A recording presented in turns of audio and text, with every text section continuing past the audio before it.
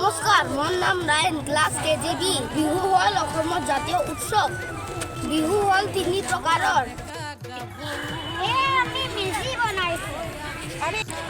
আমাৰ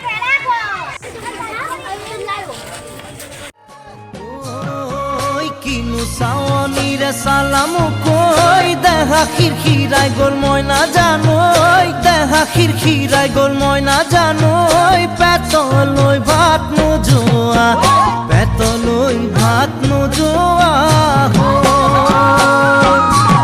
ঐ কিনো হাঁহিটিৰে মহিলা ঐ নুবুজা সাঁথৰ হ'ল মই নাজানো, নুবুজা সাঁথৰ হ'ল মই নাজানো, নোকোৱাকৈ মনৰ কথা, নোকোৱাকৈ মনৰে কথা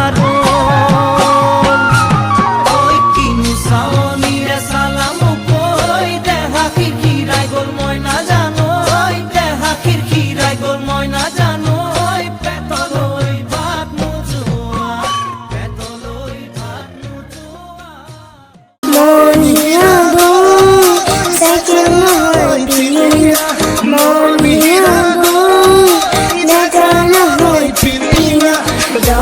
ভৰা পথাৰত আহি বাঁহীৰ তাৰত মন দিয়া গৰু নহয় লহংগা।